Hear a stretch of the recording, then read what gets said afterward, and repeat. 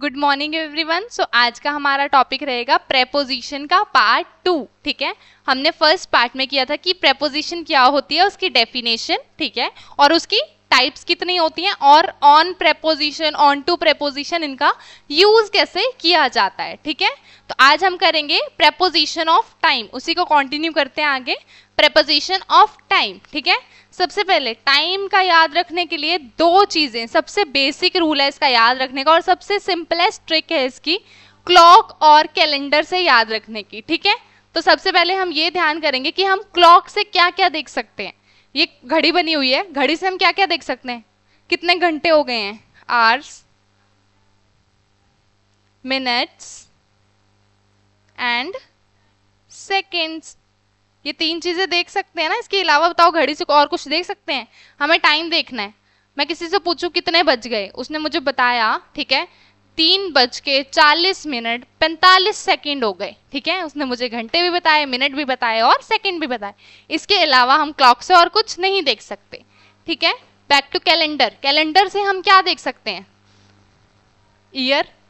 मान लो 2025 का कैलेंडर, 2024 का कैलेंडर है, तो उससे हम एक ईयर देख लेंगे, 2024 चल रहा है। मंथ देख लेंगे, कौन सा महीना चल रहा है, मार्च, अप्रैल, मई, जून।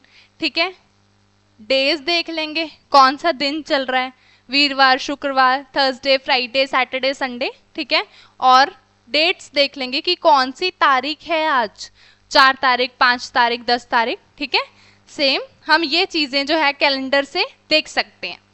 सबसे पहले हम करेंगे क्लॉक। आवर्स, मिनट्स और सेकंड्स को देखने के लिए हम एट का यूज करते हैं। ठीक है, कोई भी सेंटेंस बनाना है जिसमें आवर्स, मिनट्स और प्रेपोजिशन आपको शो हो रही है, लिखी हुई है एज इट इज, उसके लिए आप आंखें बंद करके भी एट लिख सकते हो, कोई इश्यू नहीं है। ठीक है, आई विल मीट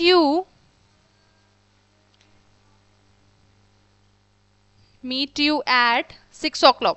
मैंने लिखा I will meet you at 6 o'clock, मैं आपको 6 बजे मिलूंगा। अब 6 बजे आवर्स है, घड़ी में 6 बज सकते हैं, हमें पता लगता है घड़ी में 6 बज रहे हैं, उसके लिए एट का यूज कर देना। सिंपल, कुछ याद रखने वाली, समझने वाली, रट्टा मारने वाली कोई चीज नहीं है। जस्ट एक माइंड में ये रहना चाहिए, आवर्स, मिनट्स और सेकंड्स के लिए हम एट का यूज कर देंगे, बात खत्म। ये यहीं पे खत्म हो जाता है कंसेप्ट एट का। ठीक है, अब चाहे आ जाए I will meet you at 6 o'clock, 7 o'clock, 10 o'clock, ठीक है, या फिर AM PM लिखा आ जाए तो भी सेम रहेगा। ठीक है, वो भी कंफ्यूज नहीं होना है, AM PM भी घंटे और मिनट को ही शो करेगा। ठीक है, तो सेम एज इट इज रहेगा ये। नेक्स्ट आ जाते हैं हम कैलेंडर पे। ठीक है, कैलेंडर में अब हमने ईयर और मंथ के लिए क्या यूज करना है, और डेज और डेट्स के लिए। ये तो देखो मैंने पहले भी करवाया था, प्रेपोजिशन पार्ट 1 जाके चेक करो, उसमें मैंने करवाया था कि डेज और डेट्स का यूज जब भी आ जाता है, डेज और डेट्स का यूज सेंटेंस में, उसके लिए हम ऑन का यूज करते हैं, preposition on will be use. ठीक है, और ईयर और मंथ के लिए, कोई भी साल या कोई भी महीना आ जाता है, उसके लिए हम प्रेपोजिशन इन का यूज करेंगे। ठीक है, कोई रट्टे मारने वाली चीज नहीं है, बिल्कुल सिंपल है, याद ही हो जाएगा 1 मिनट में। ठीक है, कोई भी साल को दिखाने के लिए, कोई महीने को दिखाने के लिए इनका यूज करेंगे। Example, I was born in 2001। मैंने लिखा आई वॉज बॉर्न इन 2001, मैंने ईयर बताया है, कौन से ईयर में पैदा हुई, 2001 में। ठीक है, मेरा बर्थ है जो 2001 में हुआ, आई वॉज बॉर्न इन 2001, और ईयर के लिए मैंने इन प्रेपोजिशन का यूज किया है। अब मैं लिखूं I was born dash March month. अब मैंने लिखा I was born dash March month.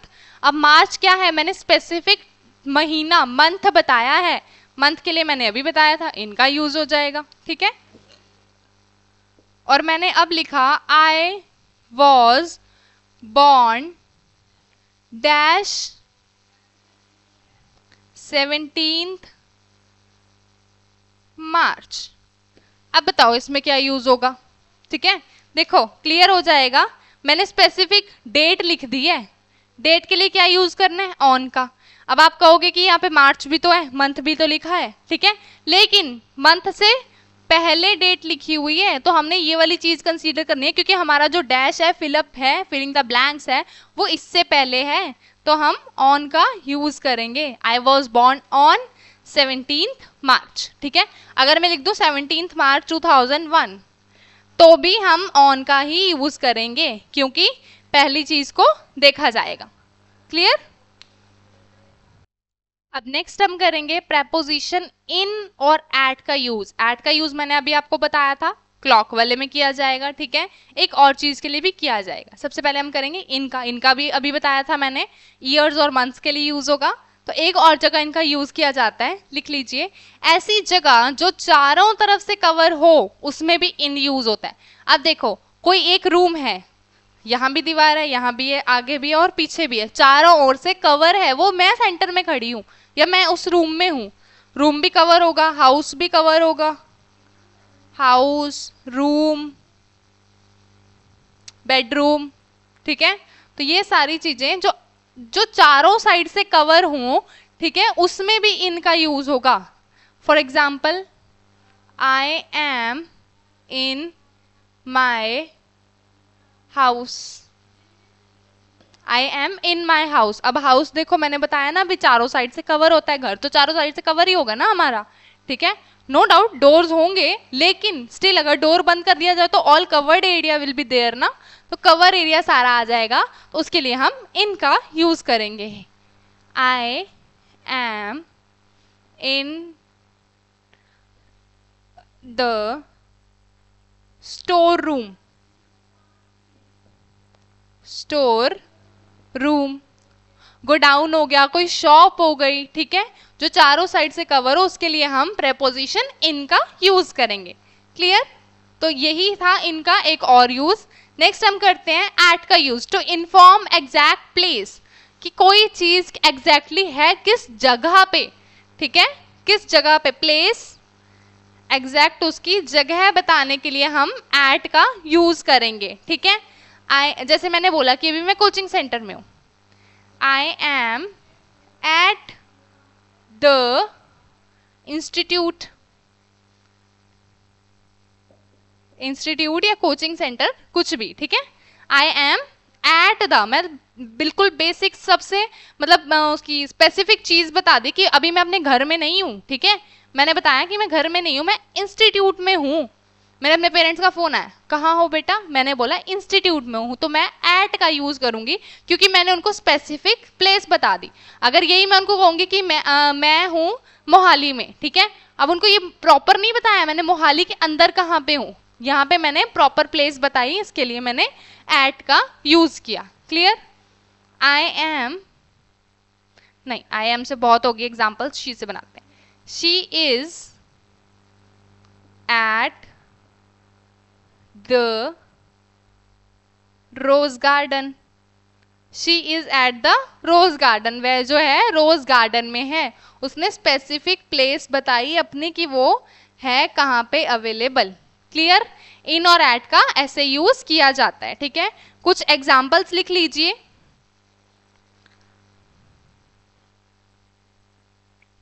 The sun rises, sorry, shines, the sun shines dash noon, ठीक है। फर्स्ट एग्जाम्पल, इसमें मैंने डैश लगाया है, इसमें आप फिल करोगे कि कौन सी प्रेपोजिशन यहाँ पे यूज होगी। These shops will close dash 10 PM, ठीक है। दूसरी एग्जाम्पल एक ये है, आपने फिलिंग द ब्लैंक्स में फिल करना है कौन सी प्रेपोजिशन यूज होगी, इन, एट, ऑन, कोई भी जितने मैंने करवाई है उसी में से यूज होंगी और आपने बताना है, ठीक है। The Olympic games, the Olympic games, the Olympic Games held dash 1924। मैंने बोला था ओलंपिक गेम्स हेल्ड डैश 1924। ये आपके लिए 3 बेसिक सी एग्जांपल्स थी जो अभी तक मैंने काम करवाया है, उन्हीं में से एग्जांपल्स हैं। ठीक है, आप इसको सोचिए, समझिए और कमेंट बॉक्स में इसका आंसर दीजिएगा। क्लियर? अब हम आगे करेंगे, तब तक मैं एक्सपेक्ट करती हूँ कि आप इसके आंसर्स लिख लेंगे। Very easy to do it. Next हम करेंगे यूज ऑफ अंटिल। अंटिल एक प्रेपोजिशन है, उसका यूज हम कहाँ कहाँ कैसे कैसे कर सकते हैं। कोई ऐसी सिचुएशन या इवेंट जिसमें कोई काम चल रहा है, कोई भी इवेंट होगा, मान लो मेरा पढ़ाने का काम है, वो चल रहा है, लेकिन या चल रहा है या चलता रहेगा, मैं पढ़ाती रहूंगी किसी फिक्स्ड टाइम के लिए। मैंने फिक्स टाइम तो लिया ना कि अगर मुझे वीडियो रिकॉर्ड करनी है तो मैं 1 घंटे में कंप्लीट कर दूंगी, ठीक है, और अगर मुझे पढ़ाना है आप लोगों को, मैं 2 घंटे में पढ़ा के फिनिश कर दूंगी। एक फिक्स टाइम लिया हुआ है मैंने कि इतने टाइम में ये काम मैं कर दूंगी, इतने टाइम तक ही चलेगा। मान लो रात के 8 बजे तक पढ़ा जाएगा तो 8 बजे तक ही पढ़ा जाएगा, ठीक है, उसके बाद जो है पढ़ाई नहीं होगी। ठीक है, अगर मैं कहूँ मैं तब तक पढ़ूंगी जब तक मैं थक ना जाऊं, ठीक है, तो जब तक नहीं थकूंगी, जब तक थकूंगी नहीं, प्रॉपर एक फिक्स टाइम नहीं होगा मेरा थकने का कि मैं थक नहीं जाऊंगी, तब तक मैं लगातार पढ़ती रहूंगी, मुझे पढ़ने में कोई दिक्कत नहीं आएगी। ठीक है, क्लियर हुआ यूज ऑफ अंटिल। अब हम करेंगे इसकी एग्जाम्पल नोट कीजिए। आई विल स्टडी, जैसे कि अभी जो मैंने बताई मैं वही लिख देती हूँ सबसे पहले। I will study until I tired। अब देखो, एक काम फिक्स टाइम के लिए होगा, मैं एक दिन में एक ना एक दिन तो थक ही जाऊंगी ना, किसी टाइम कोई भी पॉइंट आ सकता है ऐसा जिसमें मैं थक जाऊंगी, बट पढ़ूंगी कब तक? आई विल स्टडी, मैं तब तक पढ़ूंगी जब तक मैं थक ना जाऊं। ठीक है, क्लियर हुआ? अंटिल का यूज कैसे करना है कि जब तक फिक्स टाइम नहीं होगा तब तक वो काम होता रहेगा। she worked, और example, she worked until, she worked in the office लिख लो पहले, she worked in the office until 7 o'clock। मैंने बोला she worked in the office until 7 o'clock। ठीक है, वे ऑफिस में काम करेगी लेकिन फिक्स टाइम बता दिया 7 बजे तक ही करेगी, तो मैंने उसमें until का यूज कर लिया, कोई फिक्स स्पेसिफिक टाइम दे दिया, जब तक मैं थक नहीं जाऊंगी तब तक पढ़ती रहूंगी, जब तक मुझे नींद नहीं आएगी मैं तब तक ये काम करती रहूंगी, मैं ऑफिस में काम करूंगी 7 बजे तक, मैं लगातार ये काम को करती रहूंगी जब तक ये काम खत्म नहीं हो जाता। ठीक है, ऐसी कुछ एग्जाम्पल्स हैं जिसे हम until का यूज देख सकते हैं। ठीक है, you can study until night, आप रात तक पढ़ सकते हो। ठीक है, अब एक चीज इसमें ध्यान देने वाली है, एक until और एक by। until और by में फर्क क्या है? ठीक है, until होता है कोई सिचुएशन या इवेंट जिसमें कोई काम चलता है या चल रहा है, ठीक है, किसी फिक्स्ड टाइम के लिए। until में आगे कोई फिक्स टाइम होगा, कोई स्पेसिफिक टाइम होगा, थकने तक, 7 बजे तक, 8 बजे तक, 9 बजे तक कोई फिक्स टाइम दिया होगा, तब तक वो काम होगा। लेकिन बाय में उतने टाइम तक हमें काम खत्म करना है। जब कोई काम नहीं चल रहा हो, कोई काम को खत्म करना होगा, तो उसके लिए हम यूज करेंगे, जैसे कि स्पेसिफिक टाइम बता दिया हमने 7 बजे। ठीक है, पहले ये नोट कर लो। ठीक है, until, इसके बाद मैं इसको एक्सप्लेन करके बताती हूँ कि हम बाय का यूज कहाँ करेंगे। ठीक है, तो अभी हमने किया until का यूज कब होगा? जब एक काम फिक्स टाइम तक होगा। ठीक है, अब हम करेंगे बाय का यूज। बाय का यूज क्या होगा? ये until से बहुत सिमिलर है, बट इसमें एक छोटी सी चीज का ध्यान रखना है। ठीक है, तो until क्या था? 10 बजे शुरू हुआ, मान लो, चलता रहा 8 बजे वो काम खत्म होगा। फिक्स टाइम दे रखा है कि हमारी अगर ऑफिस में शिफ्ट है 10 से 8 बजे तक है। ठीक है, तो और बाय का यूज कब होगा? जब कोई काम खत्म होगा, मतलब अगर वो 8 बजे काम खत्म हो जाएगा तो बाय का यूज करेंगे। अब ऑफिस में सर ने पूछा कि आप ये प्रेजेंटेशन कब तक सबमिट करोगे? मैंने बोला I will submit it by 5 o'clock। 10 बजे तो मैं आई हूँ, पर मैं ये प्रेजेंटेशन आपको 5 बजे तक सबमिट कर दूंगी। मेरे काम के खत्म होने का टाइम मैंने स्पेसिफाइड किया कि मैं इतने बजे तक आपको काम खत्म करके सबमिट कर दूंगी। ठीक है, लिख सकते हो ये भी example, I will submit my presentation by 6 o'clock या 5 o'clock, कुछ भी लिख सकते हो। ठीक है, बाय 6 o'clock। ठीक है, कैसे यूज करना है क्लियर हो रहा है। I will return your money, और एक एग्जांपल लिख लो, I will return your money by Monday. मेरे लिए तो जरूरी है ना उसको उसके पैसे वापस करना, तो मैंने उसे टाइम मांगा कि भाई मैं बाय मंडे देखो तेरे जो अमाउंट है वो रिटर्न कर दूंगी। क्लियर। तो बाय का यूज हम तब करेंगे जब हम स्पेसिफाइड कर देंगे कि इतने बजे तक ये काम हो जाएगा। उसमें क्या था, फिक्स टाइम है, फिक्स है 8 बजे घर जाना तो 8 बजे ही जाना है।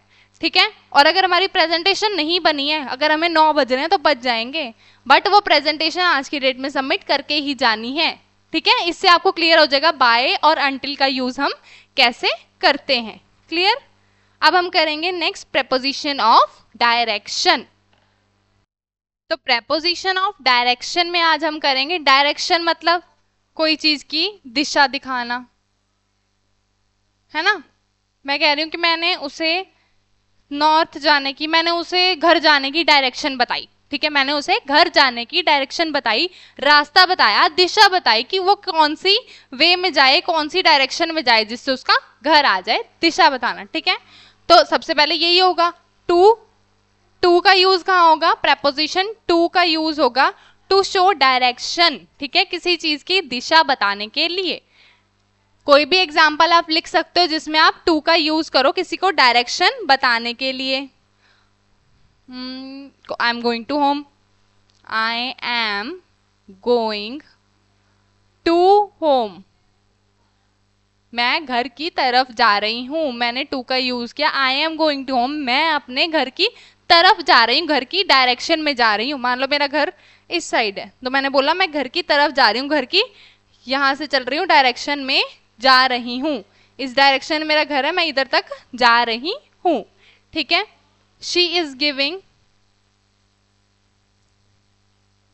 her purse to Raju. मैंने लिखा she is giving her purse to Raju, वह अपने पर्स को राजू को दे रही है। राजू किसी तो डायरेक्शन में खड़ा ही है, मेरे सामने खड़ा है, मैंने अपना पर्स जो है वो राजू को देना है, उस डायरेक्शन में दिया, इस डायरेक्शन में दिया, इसमें दिया। ठीक है, तो मैंने किसी डायरेक्शन में उसको वो चीज हैंड ओवर की, उसके लिए भी हम टू का यूज करेंगे। क्लियर है, टू का बहुत सिंपल था कि डायरेक्शन बताने के लिए टू का यूज करेंगे। नेक्स्ट आ जाएगा एज एन इन्फिनिटिव। ठीक है, इन्फिनिटिव यानी पर्पस बताने के लिए भी ये सेम ही है, टू का यूज बताया जा रहा है अभी कि टू का यूज किस किस चीज के लिए किया जाता है। ठीक है, पर्पस यानी किसी का कोई मकसद बताने के लिए, मकसद बताने के लिए यूज करेंगे हम टू का।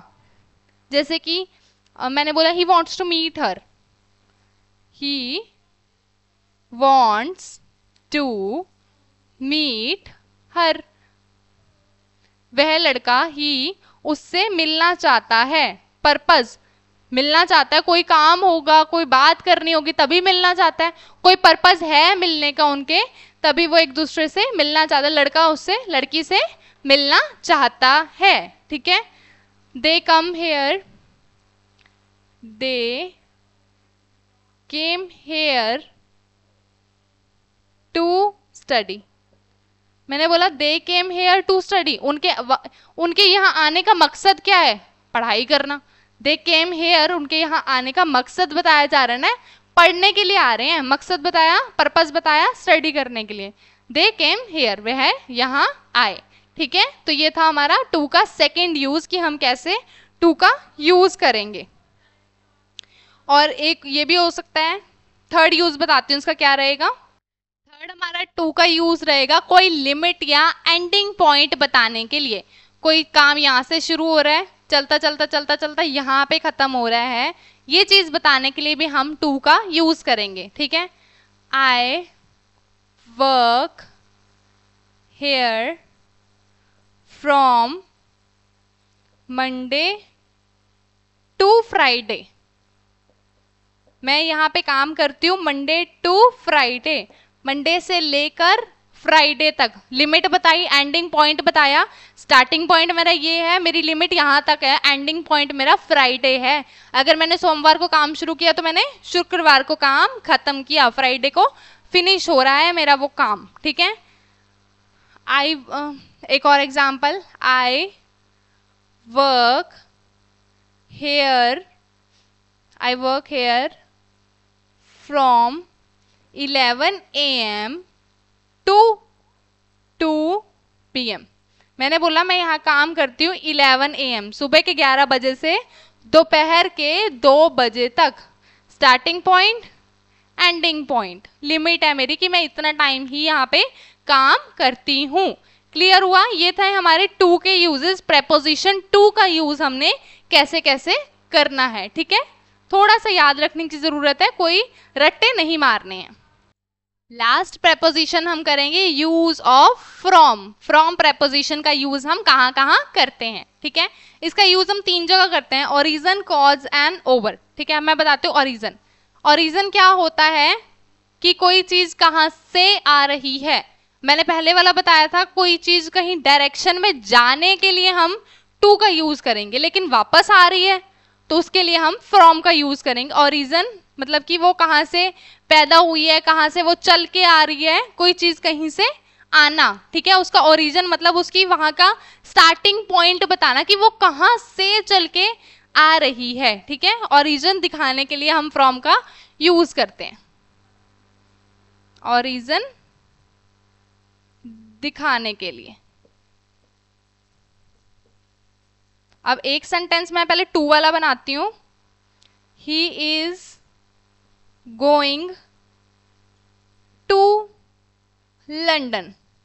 मैंने बोला he is going to London, मतलब वो जा रहा है। मैंने उसकी जाने की पोजीशन बताई है लंदन। ठीक है, तो ये टू का यूज किया मैंने लिख दिया he is coming from London. From London.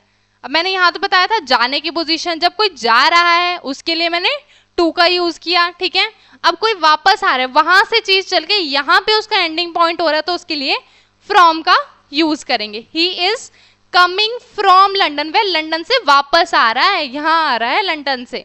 ठीक है, तो टू और फ्रॉम का ये डिफरेंस याद रखना। ठीक है, और हम नॉर्मली किसी से पूछ लेते हैं where are you from. Where are you from मतलब आप कहां से हो। ठीक है, कहां से याद रखना, कोई चीज कहां से है। ओरिजिन क्या है, उसकी पैदावार कहां की है। ठीक है, तो ये था पहला यूज। हम फ्रॉम का यूज कैसे करेंगे, ओरिजिन को दिखाने के लिए। सेकंड, कॉज मतलब कोई कारण दिखाने के लिए। ठीक है, कोई भी चीज का, किसी भी चीज का कारण दिखाने के लिए हम कॉज का यूज करेंगे। He is died from cancer. He is died from cancer. उनकी डेथ जो हुई है, उन इंसान की जो डेथ हुई है कैंसर के कारण हुई है, वजह से, कैंसर की वजह से उनकी जो है डेथ हो गई है। ठीक है, और कोई एग्जांपल लिख सकते हैं, ही इज सफरिंग फ्रॉम, वह किसी चीज से गुजर रहा है, कारण है उसका, फ्रॉम कोल्ड एंड कफ, खांसी जुकाम से गुजर रहा है वो। ठीक है, सफरिंग, सफर कर रहा है, गुजर रहा है, कोई चीज उस पर बीत रही है। ठीक है, तो इसके लिए कॉज मतलब कोई चीज का कारण बताने के लिए हम फ्रॉम का यूज करते हैं। क्लियर? नेक्स्ट है ओवर। ओवर क्या, ऊपर कोई चीज, हमारे ऊपर कोई चीज। ओवर मतलब ऊपर। ठीक है, ऊपर का हम यूज कैसे करेंगे? अब मान लो मैं यहाँ पे खड़ी हूं, कोई इंसान खड़ा है यहाँ पे, ठीक है, कोई चीज उसके ऐसे ऊपर से गई, उसको कवर करती हुई उसके ऊपर से निकल गई वो, ठीक है। तो मान लीजिए एरोप्लेन है, एरोप्लेन उस इंसान के सिर के ऊपर से गया या जा रहा है, ठीक है ना। किसी चीज को कवर कर देना, उस चीज, उस इंसान को या उस चीज को किसी चीज से कवर कर देना, उसके ऊपरी सतह है, मतलब जो ऊपर का सिर वाला पार्ट है पूरा वो चीज कवर हो जाए। क्लियर? ही पुट्स, एग्जाम्पल लिख लो, ही पुट्स ब्लैंकेट, उसने जो ब्लैंकेट डाला ओवर हिज बॉडी, उसने अपनी पूरी बॉडी कवर करने के लिए ब्लैंकेट का यूज किया, मतलब पूरी बॉडी के ऊपर उसने ब्लैंकेट डाल लिया जिससे वो पूरा कंप्लीटली कवर हो गया, उसके ऊपर आ गई वो चीज, ठीक है। और क्या हो सकती हैं इसके एग्जाम्पल्स?